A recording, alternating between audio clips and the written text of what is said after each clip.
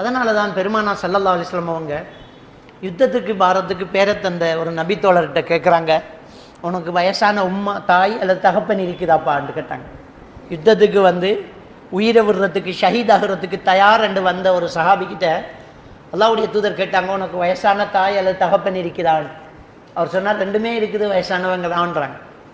அங்கே போய் அவங்கக்கிட்ட யுத்தம் செய்யுங்க, உங்களுக்கு சொர்க்கம் கிடைச்சிரும் அப்படின்னாங்க ஸல்லல்லாஹு அலைஹி வஸல்லம். உங்களோட உம்மா பாப்பாவை போய் பாருங்கள், அதுக்கு எவ்வளோ முடியுமோ அவ்வளோ சேவை செய்யுங்க, அல்லாஹ் உங்களுக்கு அதுக்கு சொர்க்கம் தருவான். இதுதான் குறுக்கு வழி. சொர்க்கம் அடையணுமெண்டா இது ஒன்று போதும், உம்மா பாப்பாவை பார்த்துக்க என்று ஒரு நபித்தோழரை ஸல்லல்லாஹு அலைஹி வஸல்லம் அவர்கள் திருப்பி அனுப்புகிறாங்க. அவ்வளோ பொறுமதியான ஒரு பொக்கிஷம், ஒரு மாணிக்கம் நம்முடைய உம்மா பாப்பா. அதை பார்த்துக்கிட்டாலே, அவங்கள்ட்ட நல்ல பேர் எடுத்தாலே நமக்கு சொர்க்கம் கிடைச்சிடும். ஸல்லல்லாஹு அலைஹி வஸல்லம் அவர்கள் சொன்னார்கள், அல்லாஹ்வின் பொருத்தம் தகப்பனின் பொருத்தத்தில் இருக்குதுன்னாங்க. அல்லாஹ்வோட பொருத்தம் ஒரு தகப்பனின் பொருத்தத்தில் இருக்குது அப்படின்றாங்க. அல்லாஹ்வுடைய அதிருப்தி ஒரு தகப்பனின் அதிருப்தியில் இருக்குங்கிறாங்க. பாப்பா கோவப்பட்டாருண்டா அல்லாஹ்வோட கோபம் அங்கே இருக்குது. அவ்வளவுக்கு பொறுமதியானது தான் இந்த தாய் தகப்பன் என்கிற அந்த புனிதமான உறவு. அதில் பொறுமதி தெரிஞ்சால் தான் அதுக்கு நாம் செய்ய வேண்டிய கடமைகள் என்ன என்கிறது நமக்கு என்ன செய்யும் தெரிய வரும்.